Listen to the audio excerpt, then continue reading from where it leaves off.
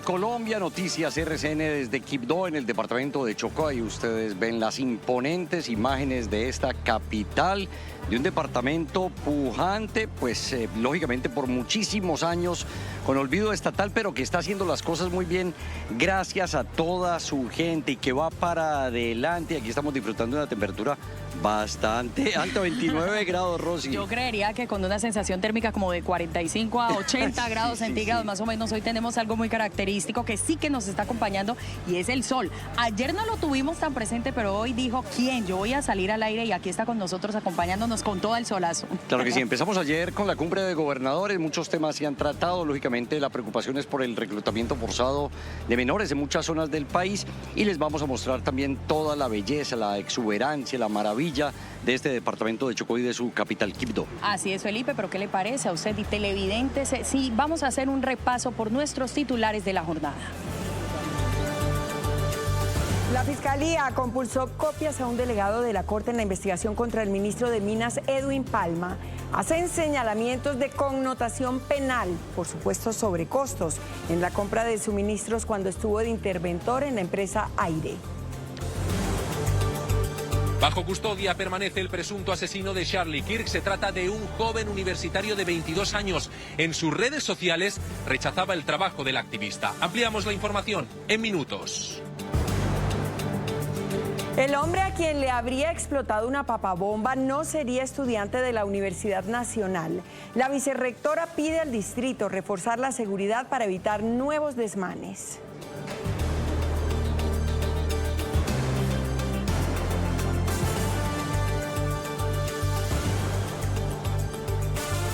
Liberado el joven de 16 años que estaba secuestrado desde hace 10 días en Miranda, Cauca. El padre del menor, quien es el gerente de la licorera del Cauca, confirmó la noticia.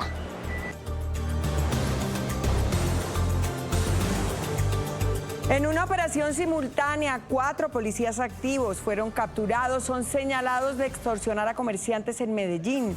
Interpol busca un 5º uniformado que estaría en Dubái.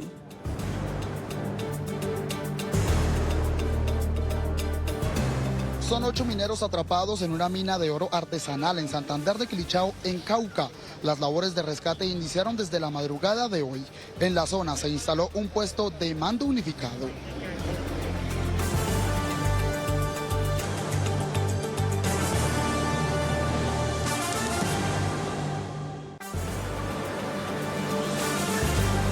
Del día, 32 minutos. ¿Qué tal? Muy buenas tardes. Pongámonos al día con lo que pasa a esta hora y estamos listos al lado de la gente para contarles lo que sucede en Colombia y el mundo. Inés María.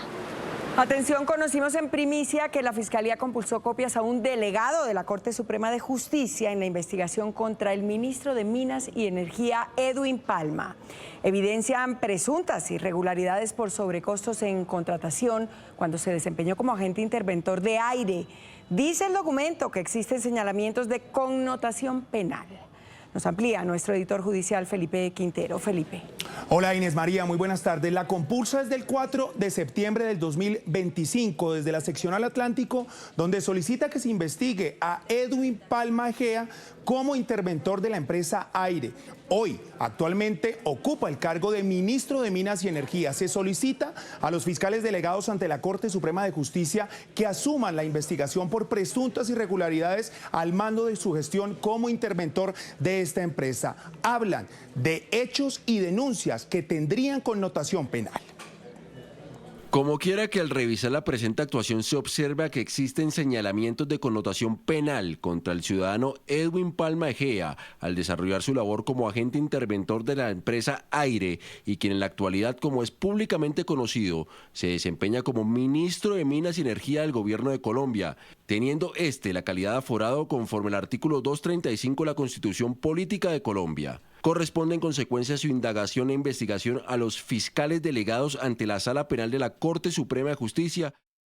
Y es que precisamente ahora los fiscales delegados ante la Corte Suprema de Justicia deberán analizar las denuncias y todo el proceso que se adelanta por las presuntas irregularidades en sobrecostos de suministros por parte de un contrato macro firmado por Aire y otra empresa. Es decir, se estarían sobrevalorando presuntamente algunos de los 560 artículos que están pactados en este convenio. Acá les explicamos el objeto y cuál la razón de esta compulsa. La Fiscalía tiene en la lupa este contrato del 25 de febrero del 2025, firmado por el entonces interventor de la empresa Aire, Edwin Palma Egea, y la empresa SEC. Hoy ocupa el cargo como ministro de Minas y Energía. El objeto es la compra de suministros para el servicio de energía en la costa atlántica a través de esa empresa. Contrato marco de suministro de materiales eléctricos entre Consorcio Suministros Eléctricos de Colombia, SEC y Aire SAS Intervenida. El contrato tenía destinada la compra de 560 elementos, los cuales fueron fijados en precios de mutuo acuerdo. Noticias RCN conoció que con la compulsa de copias de la Fiscalía lo que busca determinar es si existen sobrecostos entre múltiples elementos comprados en el contrato marco. Por ejemplo, la compra de 150.000 metros de cable desnudo para hacer instalaciones, el cual tenía como precio unitario antes de IVA en el inventario del propio Aire a 31 de agosto del 2024 un valor de 4.890 pesos el metro. El cable terminó comprado con un precio unitario de 8.350 pesos, con el visto bueno de Juan Pablo Nieto Egea, contador de la intervenida Aire.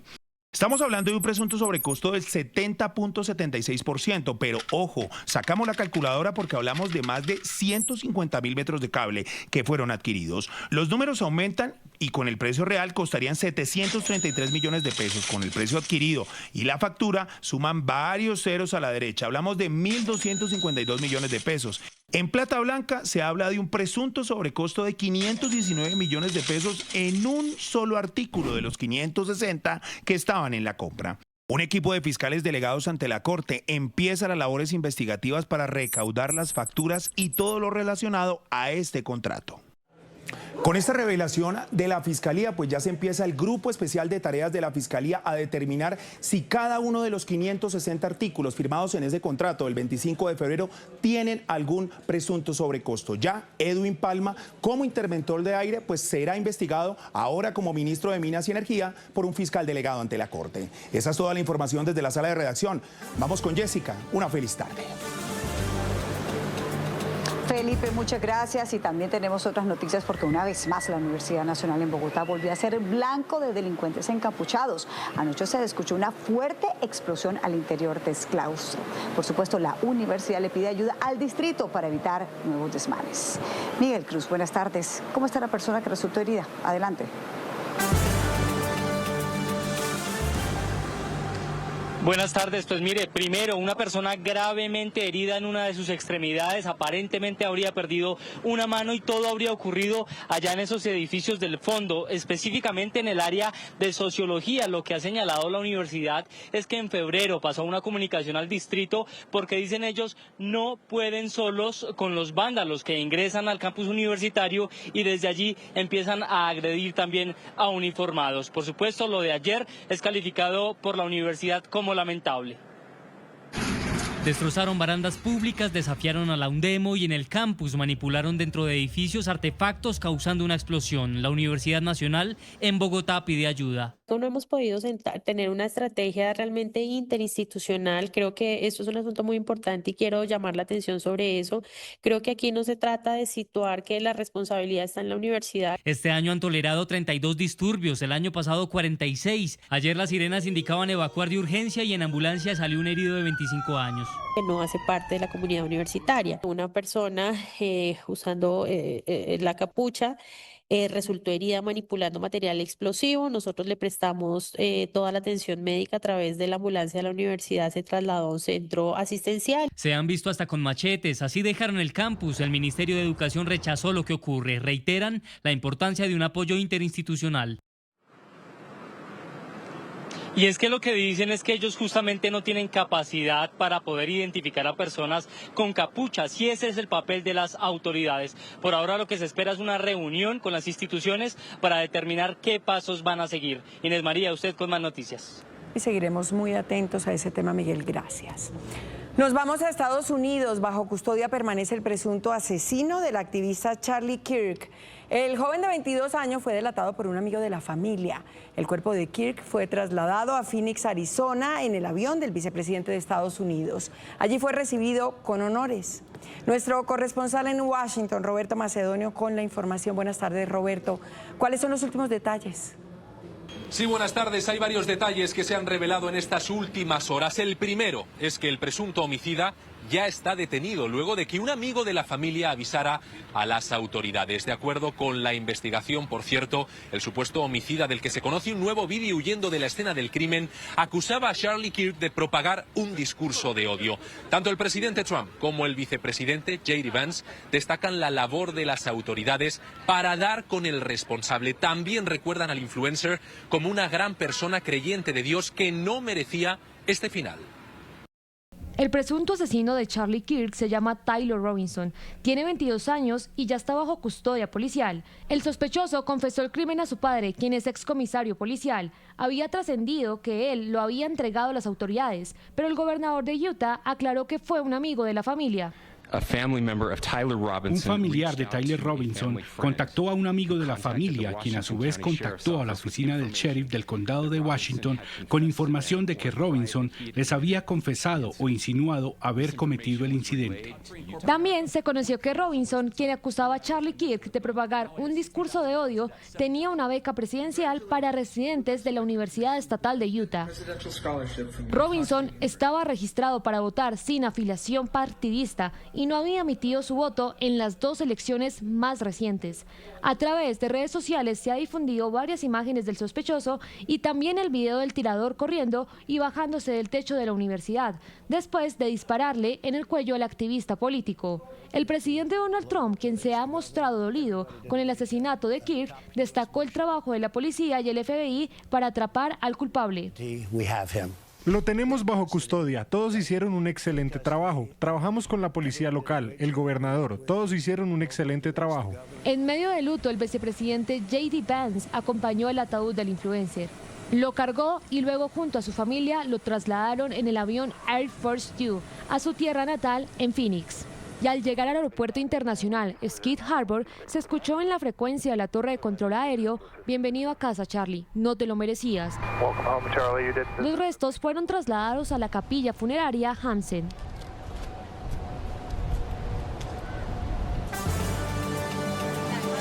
Nos vamos ahora para el departamento del Cauca porque avanzan los trabajos de rescate de 8 personas que permanecen atrapadas luego del colapso de una mina. Larry Escobar, usted tiene más detalles de esta información. Adelante.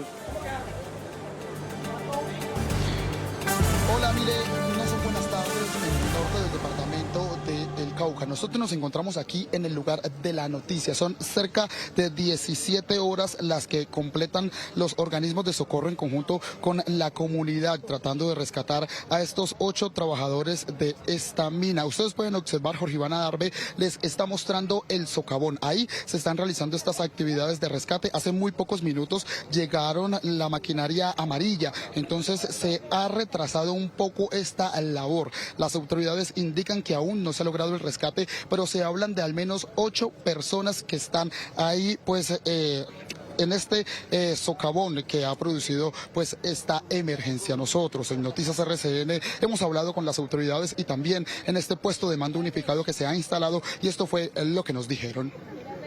Una mina artesanal en la vereda de San Antonio, en Santander de Quilichao, fue el epicentro de la tragedia en la noche de este jueves, donde al menos 8 trabajadores del socavón quedaron atrapados. Ya se completan al menos 17 horas del intento de rescate por parte de la comunidad, que avisó a las autoridades horas más tarde. Claro que sí, la importancia de la información de la comunidad fue vital para nosotros saber y tener un avance preliminar de lo que está sucediendo acá en la zona. La inestabilidad del terreno tiene los organismos de socorro trabajando contrarreloj. Ella tiene que ir abriendo su espacio para poder hacer el ingreso hacia abajo, porque estamos hablando de una profundidad de más de 24 metros. Entonces lo que ella está buscando, guiándose pues con las personas del sector que dicen hacia dónde probablemente pueden estar. La profundidad es bastante, entonces es una labor demorada para poder encontrar a las personas. Sabemos que hay 8 personas que eran las que estaban en el turno de trabajo cuando la mina Cúbico colapsó. A través de un puesto de mando unificado se monitorea la zona de la emergencia. La comunidad, familiares y amigos han llegado a esta zona para tratar de ayudar en medio de las labores de rescate, también para esperar respuesta acerca de sus familiares. Nosotros en Noticias RCN, por supuesto, continuaremos aquí en el corregimiento de Bresitas, en la vereda de San Antonio, en el norte del departamento del Cauca, exactamente en el municipio de Santander de Quilichao, del lado de la gente, del lado de los afectados. Por supuesto, también recordar el llamado que hacen las autoridades y es a no estar en medio de estas actividades ilegales que producen un riesgo para la comunidad. Soy Genes Larry Escobar para Noticias RCN desde Santander de Quilichao. Sigan ustedes con más noticias.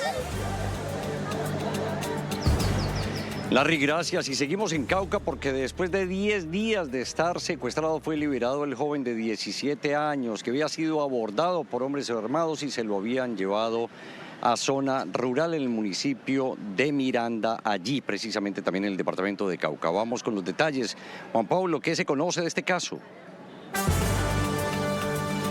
Hola, buenas tardes. Pues mire, los detalles que se conocieron del secuestro del joven y aspirante al Consejo de Juventudes es que fue liberado en el Valle del Cauca, exactamente en el sector del Tamboral. Desde allí llegó por sus propios medios a la casa de un familiar luego de una larga caminata. Él fue valorado, pero hoy se le practicarán chequeos médicos en la ciudad de Cali. Fueron 10 días de angustia que terminaron cuando Samuel fue liberado. El joven de 17 años llegó caminando hasta la casa de un familiar en Miranda, Cauca. Fue dejado por los lados del Tamboral Valle y el joven desde allí se desplazó a la casa del tío Javier. Lo dejaron solo allí a eso de las 11:00 de la noche. No se conocieron más detalles de la liberación. Sin embargo, las autoridades siguen investigando para dar con los responsables del secuestro. Los pormenores aún no los conocemos.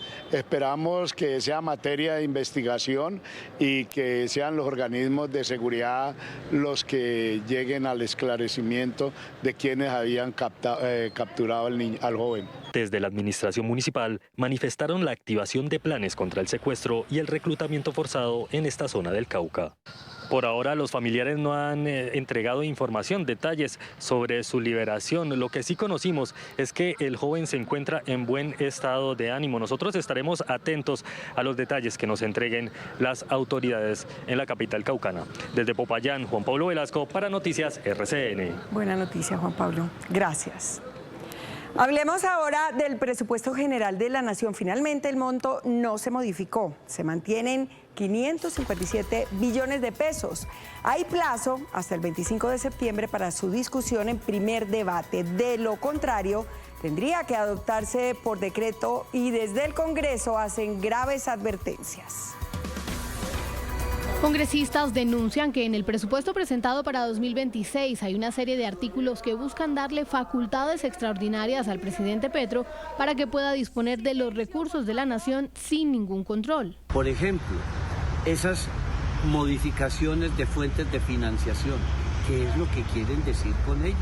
Por ejemplo, las vigencias futuras, ¿cómo se puede dejarle la tranquilidad para que el gobierno las maneje a su antojo? Otro de esos artículos facultaría al presidente para que pueda endeudar a la nación sin necesidad de autorización por parte del Congreso. Con este presupuesto vienen 5 artículos donde se le autoriza toda clase de operaciones de deuda pública al gobierno, es decir, no tienen que volverle a preguntar al Congreso de la República y sobre todo a esa comisión de crédito público las deudas que le sirven o no le sirven a Colombia. La discusión del presupuesto tendrá que resolverse antes del 25 de septiembre para que no sea decretado. Pero ojo, que no son los únicos que hacen advertencias. Analistas señalan que el presupuesto debe recortarse. Aseguran que la inversión en educación y otros sectores podrían tener graves afectaciones. Escuchen esto.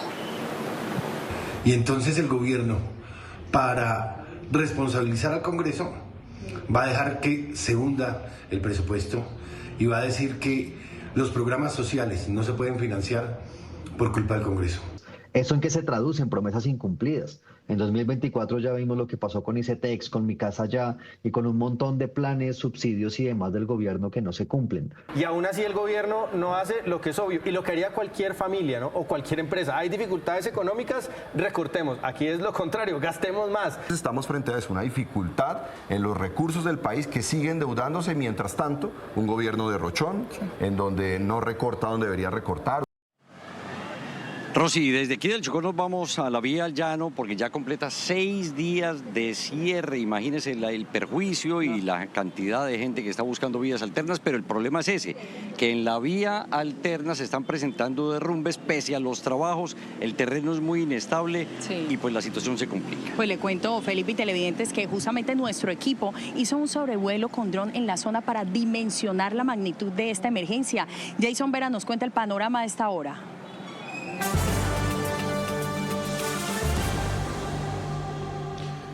Felipe y Rosy, muy buenas tardes. Ustedes lo han mencionado, la magnitud del deslizamiento y el derrumbe que se generó en la parte alta de la vereda Caraza es impresionante y es donde tiene obstaculizada la vía por completo en el kilómetro 18. Hablaban ustedes también de la vía alterna, es esta. Es una vía veredal, una vía que se utilizó antiguamente hace muchos años, pero que ahora está siendo habilitada por la concesión justo para ver si este fin de semana logran terminarla. Están incluyendo capa asfáltica, reforzamiento horizontal, para ver si por aquí se puede habilitar un paso alterno de alguna manera, mientras los trabajos se reanudan, porque pararon la limpieza en el sector justamente porque la montaña está debilitada y cada vez que limpiaban, pues se venía más abajo. Hablamos con los afectados, los campesinos de la región, y sobrevolamos la zona. Les mostramos las imágenes en el siguiente informe. Nosotros vivimos muy cerca del derrumbe, pues ya hicimos el desalojamiento, nos pasamos a una casita más abajo por voluntad propia. Así como ella, otras familias en las veredas cercanas han tenido que evacuar. El riesgo es inminente. La quebrada Munar, justo al lado, está viva y con nuestra cámara captamos cómo sigue el desprendimiento de la montaña. Las autoridades siguen verificando. Hemos identificado que por los cierres del acueducto veredal que fue mancomunado con la comunidad, esta velocidad ha disminuido. Asimismo, contribuyó el hecho de que no se está trabajando en la carretera. Hemos llegado hasta la parte alta de la vereda Caraza, lugar en donde inició este deslizamiento el pasado sábado. Y con nuestro dron de Noticias RCN vamos a ver la magnitud en este instante y de cómo se aprecia el derrumbe sobre la vía. Los trabajos para habilitar la vía alterna continúan y podrían terminar el fin de semana. Allí se entraría a verificar con las autoridades gubernamentales cómo funcionaría el paso alterno. Mire, la concesión dijo que era entre 48 y 72 horas la intervención de la vía alterna. Ese horario se cumpliría mañana. Sin embargo, pues no han notificado si se va a abrir o no mañana. Lo más probable es que se extienda y esperan los transportadores y las personas que circulan por esta importante vía que se dé ese paso alterno. Tal vez se dé al iniciar la semana el día lunes. Vamos a estar muy pendientes de lo que ocurra. Nosotros nos despedimos. Ustedes tienen más información con Jessica de la Peña. Yo le recibo, Jason, muchas gracias. Seguiremos muy pendientes de que ese paso alterno pues se abra. Le cuento que el impacto económico y las pérdidas por el cierre de esta vía son millonarios. Miren esto, los transportadores de carga reportan pérdidas por más de 2.400 millones de pesos. Mientras tanto, empresas de transporte intermunicipal han perdido alrededor de 1.700 millones de pesos. Y en otras noticias, Colombia sigue a la espera de la decisión de Estados Unidos sobre la certificación en la lucha contra las drogas. Nuestro embajador en ese país defendió el trabajo que ha hecho el gobierno en esa materia y lo hizo en una columna del diario The Washington Post. Dice que ante un panorama de desertificación, las consecuencias para ambos países podrían ser de grandes proporciones. De Colombia. Así de contundente. Colombia no solamente merece la certificación, merecemos una medalla de honor. Lo dijo el embajador de Colombia en Estados Unidos, Daniel García Peña, en una columna del Washington Post, enviando un mensaje directo al gobierno Trump. Ningún país ha hecho más que Colombia en la lucha contra el narcotráfico. Cifras récord, nunca se habían incautado el nivel de los números de toneladas de cocaína que se han incautado en los últimos tiempos, las extradiciones, destrucción de laboratorios, es decir, todo esto son hechos contundentes, pero sobre todo también, y lo resalto en la columna, los costos que está pagando Colombia. El diplomático insiste, el trabajo no es solo de Colombia. Y que es mucho mejor seguir trabajando juntos en un flagelo que afecta tanto a la sociedad norteamericana como la colombiana. Una columna que busca ir más allá del presidente Trump y llegar a congresistas y tanques de pensamiento para reafirmar que el país es un aliado clave. García Peña también advirtió que la certificación no puede estar atada a polémicas o diferencias políticas, sino a los resultados en la lucha contra las drogas. Y hasta ahora les contamos que una operación de la policía antinarcóticos permitió la captura exactamente de 4 policías activos en Medellín que extorsionaban a comerciantes. Interpol también alista circular roja contra otro uniformado que estaría en Dubái. En esta zona comercial de Medellín, conocida como El Hueco, 2 subintendentes y 3 patrulleros de la policía aduanera estaban extorsionando a los vendedores. Les cobraban entre 5 y 40 millones de pesos semanales para no decomisarles la mercancía de contrabando que les llegaba. Dicen los investigadores de la DIJÍN Anticorrupción que para evitar dejar rastro extraían las memorias de las cámaras de seguridad. En estas fotos de seguimiento se ve cómo llegaban de civil a realizar los cobros en efectivo. Investigan si hay vínculos con grupo delincuencial La Terraza. Así estaba conformada la estructura. A la cabeza una patrullera hoy retirada que se hacía llamar la teniente. Interpol emitió circular azul para capturar a uno de los uniformados que se encuentra fugitivo en Dubái y posiblemente tendría vínculos con la Junta del Narcotráfico. Los policías fueron entregados a la justicia por el delito de concusión y podían tener una pena de hasta 15 años de prisión. Volvemos con información nacional. Caos y confusión en Gualtal, Nariño. En medio de una formación del ejército, los militares fueron sorprendidos por un dron. Las tropas reaccionaron con múltiples disparos. Diana Coronado, explíquenos, bueno, qué fue lo que pasó. Bueno, Inés María, televidentes, el hecho se presentó en medio de una actividad de simulacro en la base de Gualtal, Nariño, como usted acaba de decir. Lanzaron un dron al aire para ver la capacidad de acción y reacción de los uniformados. El problema es que no fueron informados sobre la situación y lanzaron varios disparos al aire. El dron realmente lo único que tenía era una bolsa de arena. Según la dirección del Ejército Nacional, posiblemente se podría abrir una investigación porque aunque afortunadamente no hay heridos ni daños en las instalaciones, pues fue derribado este dron y que tiene un costo de aproximadamente 50 millones de pesos. El comandante que estaría al frente es el coronel que está al frente de la FUDRA número 2. Inés María, buenas tardes.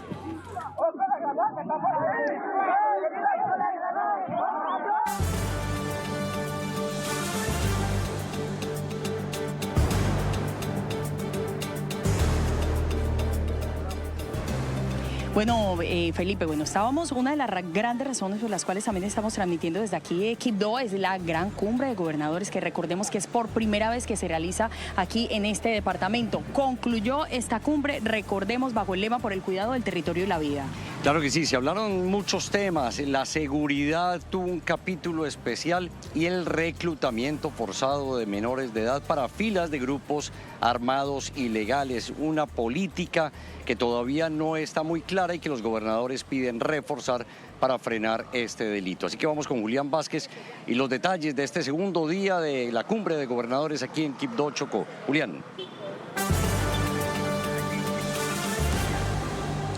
Felipe, Rosy, televidentes, buenas tardes. Cauca y Catatumbo son las regiones del país donde más casos de reclutamiento de menores se han presentado recientemente, pero en general, dicen los gobernadores, este es un flagelo que sigue presente en todos los departamentos, en todas las zonas de Colombia donde actualmente hay conflictos activos. Solo en 2025 se han atendido a más de 12.000 niños y niñas víctimas y en riesgo de ser reclutados o explotados. Por eso, los mandatarios departamentales desde aquí, desde la ciudad de Quibdó, piden mayor articulación con el gobierno nacional. Los gobernadores de Colombia volvieron a lanzar un SOS al gobierno nacional por la seguridad y la niñez del país. Cada 48 horas un menor es reclutado en nuestro país y eso nos preocupa muchísimo y por eso fue el centro de esta cumbre. Cauca y Catatumbo son las regiones donde más persiste el reclutamiento infantil.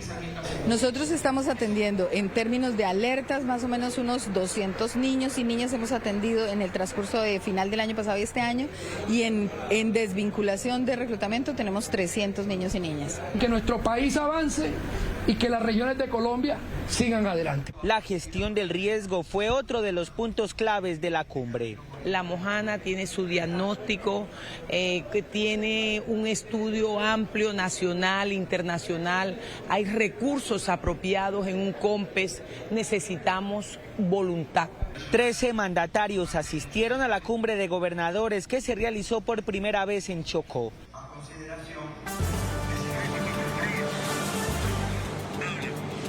Ahí veíamos a la gobernadora de Sucre, quien también agregó que si bien se han implementado obras de mitigación en La Mojana, lo que se requieren son obras estructurales para acabar de una vez por todas con el problema de las inundaciones. Temas de discusión en esta última cumbre de gobernadores que organiza la Federación Nacional de Departamentos y que se realizó por primera vez aquí en la ciudad de Quibdó, en Chocó, una ciudad bastante calurosa, como pueden ver, y con una gente muy, pero muy amable. Nos vamos muy felices de aquí. Felipe, usted con más de Noticias RCN.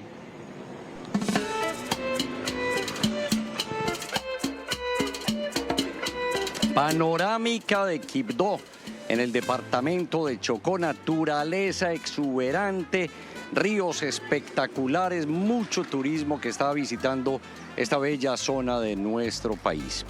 Este es el noticiero de las regiones, y en las regiones nadie la tiene más clara que nuestros corresponsales de radio y televisión.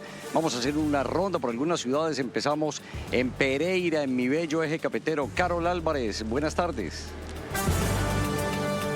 Me encanta saludarlos desde la ciudad de Pereira con buenas noticias, porque el Ministerio de Transporte oficializó formalmente que el departamento de Risaralda fue incluido en el trazado del Tren del Pacífico, que permitirá conectar el centro del país con el puerto de Buenaventura, reduciendo en por lo menos un 35% los costos logísticos. Al respecto se ha referido Humberto Tobón, él es el gerente de la región administrativa de planificación de la RAP del eje cafetero.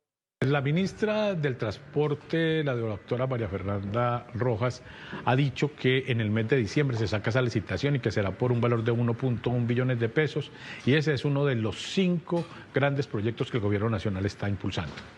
El departamento de Risaralda fue incluido puntualmente en el trazado del Tren del Pacífico en el tramo entre Yumbo y Caimalito en la ciudad de Pereira, y este proyecto estará íntimamente ligado con el Tren del Café. Carol, muchísimas gracias por esa información. Nos vamos ahora a Ibagué, donde Manuel Brisneda nos tiene también más información. Manuel, adelante. Los saludos de la capital del departamento del Tolima. Los ibaguereños y los visitantes frecuentes a el Parque Centenario, uno de los pulmones vivos de la ciudad de Ibagué, están preocupados, toda vez que las obras que avanzan para el mejoramiento de la concha acústica, así como de algunos espacios comunes, ha llevado a la fauna de este sector, la fauna silvestre, a salir de su entorno natural. Incluso estaría ingresando a algunas viviendas de la Comuna 1. Esto dijeron algunos ciudadanos. Que aquí vive mucho animal silvestre, ardillas. Entonces, ojalá no van a cortar los árboles. Con ese ruido de los carros, de las maquinarias, ellos se emigren a otras partes. Marco Mateo Saavedra, secretario de Infraestructura, se refirió acerca del avance de la obra. Se continúa con la instalación de adoquines en la plazoleta central. Por otra parte, en la zona 2, lugar donde se ubica la concha acústica, se están llevando a cabo obras de mitigación. Se prevé que la remodelación y el mejoramiento de la concha acústica, así como de los espacios comunes del Parque Centenario, estén listos antes de finalizar el 2025. Y terminamos en Medellín con Verónica Gómez. Compañeros televidentes, buenas tardes. Los saludo desde la capital antioqueña contándoles que desde el municipio del Carmen de Viboral, oriente de Antioquia, viajó hasta el Vaticano la vajilla eterna para ser entregada al Papa León XIV como un regalo cargado de tradición antioqueña. Hay que indicar que desde el municipio del oriente antioqueño pues celebraron la selección de esta vajilla para ser entregada al Sumo Pontífice, quien en este momento ya la tiene en sus manos. Sobre esto habló Marixa Cardona del equipo de Herencia Cerámica, taller donde fue elaborado este producto. Hola, soy Marixa Cardona de Herencia Cerámicas. Hoy me siento muy orgullosa de que una de nuestras vajillas de la línea selecta, en este caso específicamente Eterna, haya sido seleccionada por el Gobierno Nacional para llevar como regalo al Papa León XIV en una visita formal del Gobierno Nacional. Desde la Alcaldía del Carmen de Viboral aseguraron que este es un hecho histórico para el municipio porque además reafirma ese legado histórico por más de 120 años, legado cultural y tradición familiar. Pues gracias a todos nuestros corresponsales de radio por su información. Les cuento que hoy por Tribuna RCN estuvo el exgobernador de Antioquia, Aníbal Gaviria. Dice que ya no es hora de diálogos de paz, sino de sometimiento. Habló de autonomía universitaria y del proceso judicial en su contra.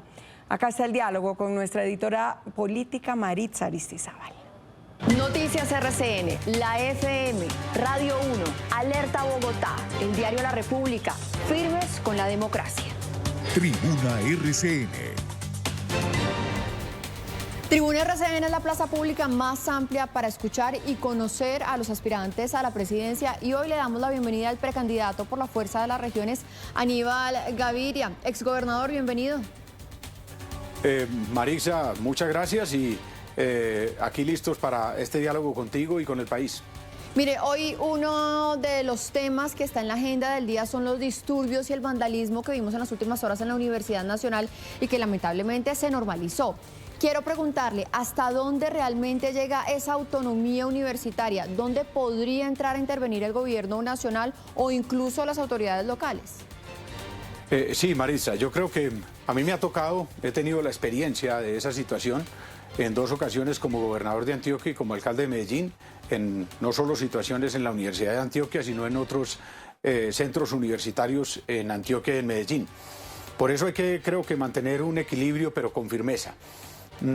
Respeto a la autonomía universitaria, a las instituciones al interior de las universidades, respaldo a las universidades, pero de ninguna manera podemos normalizar ni permitir que se normalice la violencia al interior de los centros universitarios. Una explosión, bombas, personas en muchas ocasiones heridas, muertas en estas situaciones, eso no puede pasar de lado. Sí, candidato, otro tema, la seguridad en los territorios y referenciemos pues lo que pasa en nuestro departamento, en Antioquia. ¿Cómo se puede recuperar el control? Usted que conoce la gobernanza local, además, ¿cómo se pueden articular gobernadores y presidente de la República para restablecer la seguridad? Porque parece además que entre lo local y lo nacional hoy en día hay un cortocircuito. Bueno, en primer lugar, creo que esto es una demostración más, todos los problemas de seguridad que estamos viviendo en los departamentos, en las ciudades, en los territorios, del fracaso total, de la paz total. Como lo dije desde hace más de 2 años y medio, como gobernador de Antioquia, lo digo ahora como precandidato a la presidencia. Por eso, ese proceso con vacíos enormes que se diseñó mal desde el principio, que se ha ejecutado mal, tiene que acabarse. En segundo lugar, lo que tiene que haber es un ejercicio de la autoridad y de la majestad del Estado, un ataque contundente a los grupos al margen de la ley, porque la lucha armada en Colombia perdió total vigencia. Quienes enarbolaban la bandera de la lucha armada, como el presidente Petro, decían que no se podía llegar al poder sino por las armas, pero la democracia colombiana demostró que se podía llegar por los votos. No, hoy no hay razón para la lucha armada. Por eso estos grupos todos tienen un interés, que es el interés del enriquecimiento ilícito. Y por eso el Estado debe atacarlos contundentemente en ese sentido. Y obviamente hay que articular acciones entre presidente, gobernador y alcaldes, pero el líder de la recuperación de la seguridad del país tiene que ser el presidente de la República. En ese sentido, candidato, yo lo quiero puntualizar porque si le entiendo bien, ¿usted entonces no reactivaría mesas de negociación con los grupos armados?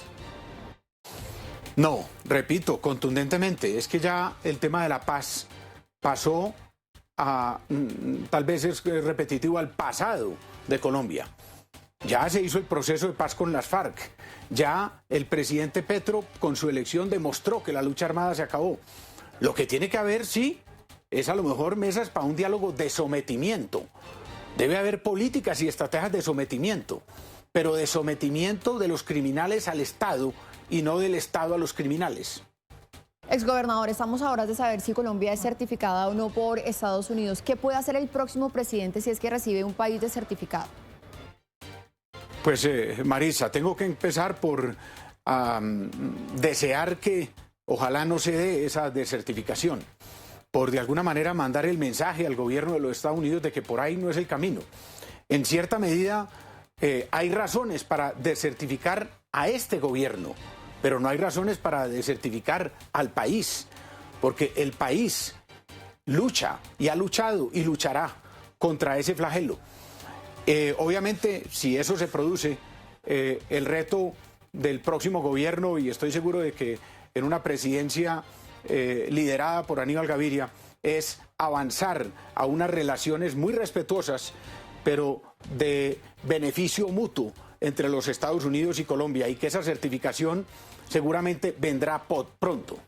Doctor Aníbal Gaviria, y finalmente un tema que quizás es muy sensible. Usted tiene en este momento un proceso avanzado en la justicia por presuntas irregularidades en la construcción y la contratación de la Troncal de la Paz. Incluso la Fiscalía pues pidió hace poco la condena. ¿Cómo afecta eso la campaña y todo este proceso electoral? Sí, en ese proceso, en la última actuación, la Procuraduría General de la Nación pidió la absolución total de Aníbal Gaviria.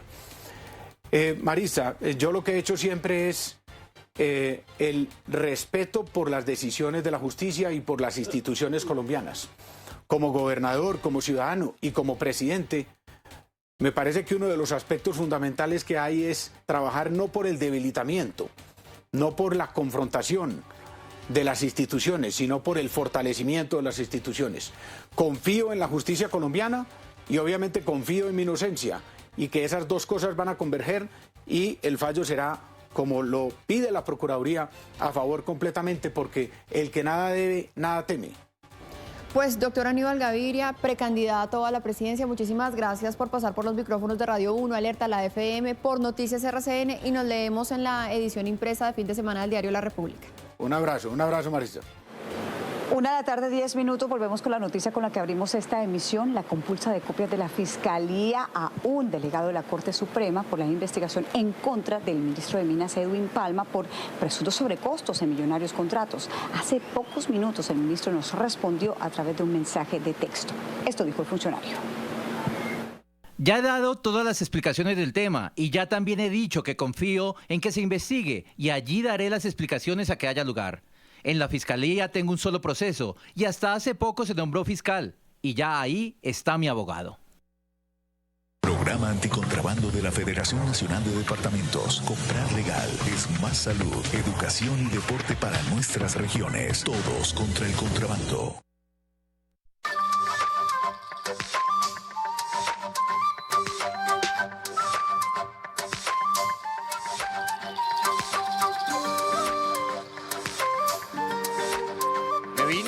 Pasos de donde estábamos de la plaza y mire, la plaza de mercado, pescado fresco y también pescado salado. Usted encuentra de las dos, recién cogido o ya saladito y procesado. Venga, aquí también veo plátanos grandes, frutas de todo tipo. Girly, querida, ¿cómo va? Bien. ¿Usted es de dónde? De aquí del Quibdó. Bueno, ¿hace cuánto con este negocio? Hace unos 15 años. ¿Y cómo le ha ido? Pues bien, gracias a Dios. Venga, cuénteme a ver de dónde traen ustedes, digamos, el plátano, ¿de dónde viene? Por lo menos, el plátano viene de Río Sucio, Bojayá, de acá, de Monguidó, Buey y Beté. Bueno, ¿y qué más vemos? Porque yo veo unas frutas aquí, ¿qué tenemos? Hay lulo, hay coco, hay almiranjó, hay verdura de río, hay limón. ¿Cuál es la verdura de río? Esa no la conozco. Venga, no se me vaya tan lejos, pero venga, ahí vamos hablando. Venga, pues, caminemos por aquí. Ella me vino hasta mostrarme la verdura de río. ¿Qué es eso, por Dios? Es la verdura de río, la que le echan al pescado fresco, cuando por lo menos lo hacen sudadito. Elisita querida, Dios la bendiga y continúe con esta labor tan bonita. Gracias. Es la gente de mi Colombia, la mayoría son gente buena acá en el Chocó, ¿sí o no? Gracias, muy bien atendida a las personas del Chocó y atendida a la gente de afuera que vengan al Chocó a compartir al departamento del Chocó y la plaza del mercado. Claro que sí. Nosotros hacemos una pausa y ya regresamos con esta variedad de productos del Chocó con toda por Colombia en Quibdó.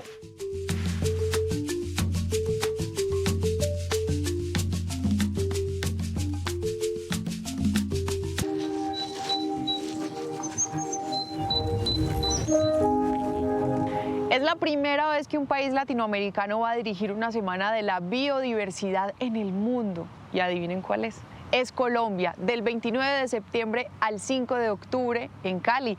Y tenemos representante en Colombia del Programa de Medio Ambiente de las Naciones Unidas, es Dolores Barrientos. Dolores, bienvenida a Noticias RCN. Muchas gracias, Isa, por la invitación. Porque es importante que un país como el nuestro, que un continente como Latinoamérica, que alberga el 40% de los ecosistemas, tenga una voz y tenga un apoyo de las Naciones Unidas. Bueno, es importante porque nosotros, el PNUM en los países, nos dedicamos a apoyar precisamente, y qué mejor y qué más bello reto que es apoyar a Colombia con el conocimiento científico, con todas las herramientas que el PNUM ha desarrollado por más de 50 años en conservar su naturaleza. Y como tú comentas, es una naturaleza que identifica a toda la región de América Latina y el Caribe. Dolores, si tú pudieras tener una varita mágica con la que lograras que cada niño que naciera lo hiciera ya con una conciencia ambiental, ¿qué tendrían en sus mentes? ¿Qué crecerían defendiendo? Yo creo que lo que los niños y los jóvenes tendrían de alguna manera que defender es su voz. Que los jóvenes tengan una mayor voz en las decisiones. Porque lo que estamos viendo es que todos estos impactos ambientales, ellos, las generaciones de niños y jóvenes, son los que van a vivir esos efectos tan fuertes. Por ejemplo, hablamos, si no hacemos nada ahora, en el 2100 vamos a estar teniendo temperaturas de mayores a 3 grados centígrados de lo que tenemos en promedio ahora. ¿Qué significa eso? Los niños y niñas que están naciendo hoy en este año, ¿sí?, van a tener 75 años en el 2100. Y entonces van a ser adultos mayores, pero en ese proceso no sabemos si van a poder llegar al 2100 por las condiciones en los peores escenarios posibles, por ejemplo, del cambio climático. Entonces tenemos que darle esa voz a esas generaciones nuevas para que cada vez más pronto sean los tomadores de decisiones en los gobiernos, en las empresas, en las instituciones, y que estén conscientes de que la acción es hoy para que ellos puedan tener un futuro. Una voz para los niños. Dolores Barrientos, gracias por acompañarnos aquí en Noticias RCN. Ha sido un placer esta conversación. Gracias, Isa. Y eso es precisamente lo que están haciendo los niños en Cali. Hay que entender que esto que tenemos vamos a heredárselos a ellos, y por eso desde chiquitos tienen que aprender sobre esta riqueza natural para cuidarla en el presente y en el futuro. Aquí está. Una región biodiversa no solo se vive, sino que se cuida y se desarrolla. Por eso 11 ciudades, entre ellas Cali, ya implementaron en sus colegios la cátedra que profundiza el conocimiento de esta riqueza. Desde Panamá hasta Ecuador, cómo entramos también desde Quibdó, en las diferentes ciudades, Buenaventura, por donde está este Chocó biogeográfico, y cómo reconocemos esa riqueza y esas oportunidades que hay. Estudiantes y docentes avanzan juntos en este desafío de protección con miras al futuro. Hablando sobre las orquídeas, aprendemos que están compuestas de 3 pétalos y 3 sépalos, cuya parte primordial son los labelos, y esta es la parte que diferencia todas las especies de orquídeas. Y todo lo que nos cuentan desde la Secretaría de Educación se ve finalmente consolidado en espacios como este, Orquipichindé, donde los estudiantes, en este caso de este colegio de la zona rural, que salen como técnicos en agroindustria alimentaria, pues reciben capacitaciones. Especialmente estamos viendo esta rama, lo de los negocios verdes, que lo trabajan con orquídeas. Podemos salir y continuar trabajando con esto. Además, hay que recalcar que las orquídeas son de las especies más importantes de acá de Colombia. Este conocimiento será presentado durante la Semana de la Biodiversidad en Cali, un legado de la COP16 en la Ciudadela Educativa. Estamos haciendo siembra de orégano, romero y albahaca para al final hacer hidrolato, que sirve para los aceites esenciales. La Ciudadela, que estará ubicada en el Polideportivo Los Almendros, albergará a estudiantes de las instituciones públicas de Cali, quienes presentarán sus experiencias en un recorrido con 4 estaciones. Las instituciones educativas, que son 23 con las que estamos trabajando,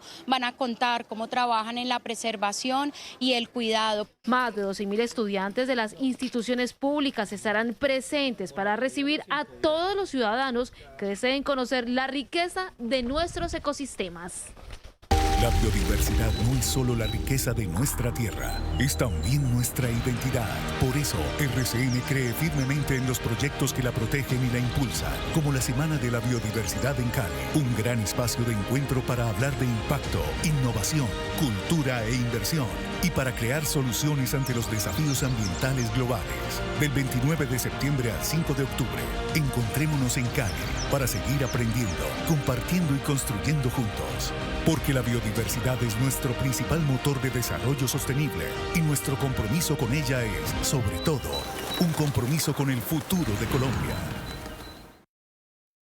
Banco de Bogotá y RCN presentan Cambiando Contigo.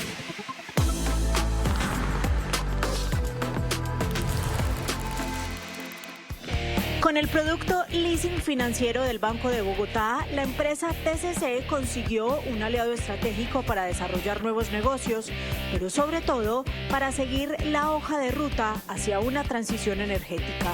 Tener una financiación que nos permita apalancar estas grandes inversiones que hay que hacer en renovación de flota alineada con la transición energética es un imperativo. Tener un aliado como el Banco de Bogotá nos ha permitido ir haciendo estas inversiones en función de nuestro plan y nuestra hoja de ruta de transición energética. El leasing del Banco de Bogotá no solo facilita la renovación de activos, además contribuye a la sostenibilidad y a la construcción de un país más eficiente, innovador y comprometido con el medio ambiente. Es un referente en la implementación de soluciones logísticas innovadoras y ambientalmente responsables.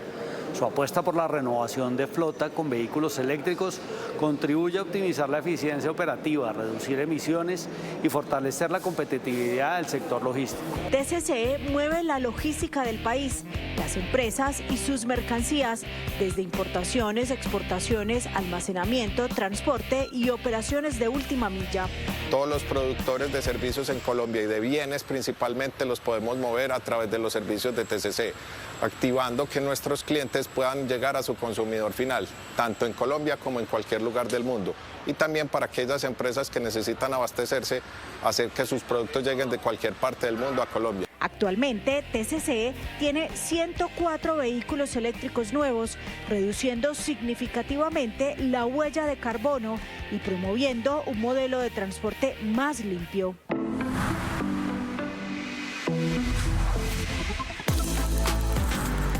Banco de Bogotá y RCN, cambiando contigo.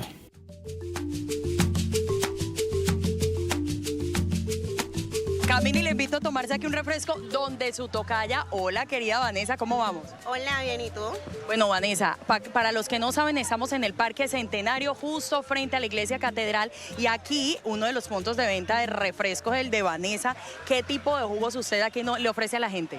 Aquí vendemos jugos naturales, vendemos granizado, limonada cerezada, también vendemos malteadas, helados. Jugos afrodisíacos ahí vino. Sí, jugos afrodisíacos. ¿Qué tienen esos jugos?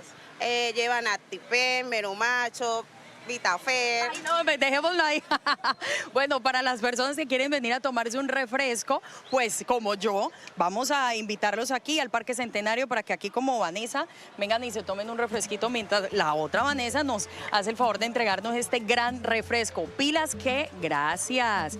Pilas que nosotros vamos a seguir aquí transmitiendo desde Quibdó. Estamos con muchas sorpresas. Además, al cierre tenemos una agrupación que ustedes no se imaginan. Pero mientras tanto vamos a hacer una pausa comercial. Vanessa, que sea usted, diga, vamos a comerciales y no se muevan. Vamos a comerciales y no se muevan. Bueno, háganle caso, quédense ahí mientras nosotros seguimos degustando esta delicia. ¡Chao!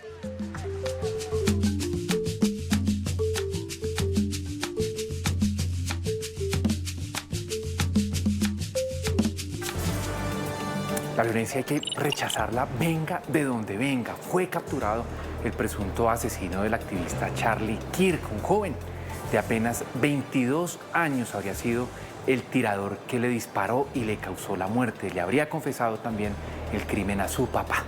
Un familiar de Tyler Robinson contactó a un amigo de la familia con información de que Robinson les había confesado o insinuado haber cometido el incidente.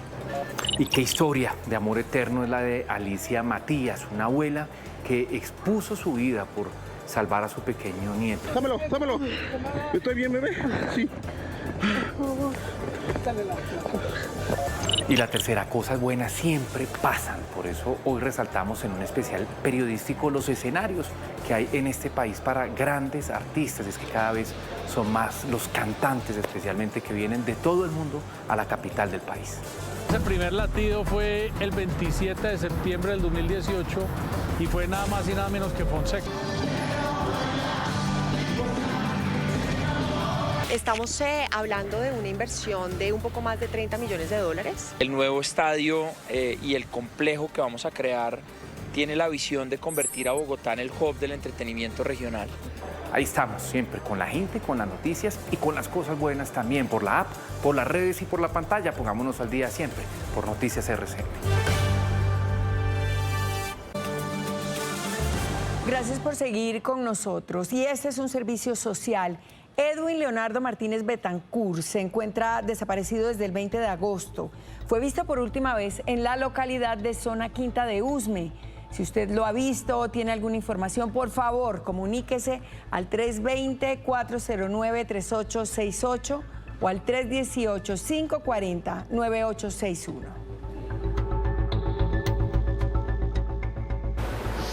En el barrio Olaya Herrera, uno de los más vulnerables y de difícil acceso de Cartagena, la Fundación Juan Felipe Escobar visitó a una joven madre que hace parte de Inspirafen, un programa de apoyo y formación. Llegar hasta este lugar no fue fácil, pero el grupo de la Juanfe estuvo dispuesto a conocer de cerca la realidad de una joven madre en Olaya Herrera y acompañarla en su camino de transformación. Y le agradezco a la Fundación Juanfe por mostrarnos la realidad de Colombia, porque eso nos permite tener un mayor entendimiento y saber realmente cómo desde el sector privado aportar a las comunidades que más lo necesitan. El encuentro fue un momento conmovedor. Entre sonrisas y gratitud, la beneficiaria mostró cómo, pese a las dificultades, comienza a construir un camino. Estoy que suelto la lágrima porque ella nos recibió con tanta alegría, diciendo bienvenidas a mi hogar. Y este es un entorno que afecta el corazón. Como ella, muchas mujeres se encuentran en Inspirafe en una verdadera oportunidad de cambio. Tener un empleo digno, formal y sostenible. Me visiono en recepción trabajando en un hotel. Para Catalina Escobar, estas jóvenes son como sus hijas adoptivas. Con el respaldo de su familia y de la Fundación transforman su vida y la de sus hijos. Este fin de semana en el Parque Corales del Rosario ocurrirá un fenómeno que solo sucede una vez al año, el desove de septiembre, y es el momento en que los corales tienen todo su proceso de reproducción. Los expertos de la Coralteca estarán allí siguiendo todo el proceso. En la Coralteca se preparan para que la naturaleza haga su magia. Imagínate que son 6 días después de la luna llena de septiembre, 3 horas después del ocaso, los corales se sincronizan y empieza ese momento mágico donde ellos desovan, que es una cosa absolutamente sublime, y ahí capturamos esos paquetes gaméticos en unas gametotrampas especiales y los llevamos al laboratorio para hacer fertilización asistida. El proceso es todo un operativo que empieza en el agua, sigue al laboratorio y posteriormente regresa regresa al mar para que la naturaleza una vez más haga lo suyo. Uno también tiene que entender que esto es tiempo coralino, no tiempo humano, que ahora es cada vez más rápido, sino que crecen entre 0.2, 0.3 milímetros a 1 centímetro al año. La mayoría de las especies de coral están en peligro, algunas incluso en riesgo crítico de extinción y sustentan más del 25% de la biodiversidad, por lo que todos los esfuerzos son valiosos. Pero no quisiéramos despedirnos del Chocón y de la ciudad de Quibdó. Nos han atendido de maravilla, pero todo lo bueno tiene su fin y vamos a hacerlo con buena música, Rosy, y con una gran invitada. Mire, estamos acompañados justamente de Rosa Lemos Lozano. Ella es la directora de Ensamble Chirimía, que además son los ganadores del Festival de Música Petronio Álvarez de este año y además nos están acompañando. Rosa del Carmen, bueno, Ensamble Chirimía, rápidamente esta agrupación. Sí, Rosy, estos son los jóvenes de Ensamble Chirimía, unos muchachos del municipio de Quibdó que dedican su tiempo libre a la interpretación de piezas instrumentales, musicales y cantadas del folclore chocuano y que de paso están ayudando a la preservación de nuestra cultura tradicional. Bueno, pues si les parece, finalizamos con este talento de Ensamble Chirimía, música y así suena Ensamble Chirimía. De alguna forma y sin dudar lo digo, eres como las flores. De alguna forma el tiempo puso pares en tu primavera y la vida puso un cristal en tus ojos que al mirar me alegran. Y un lunar te arroba y crea con tu figura una silueta negra.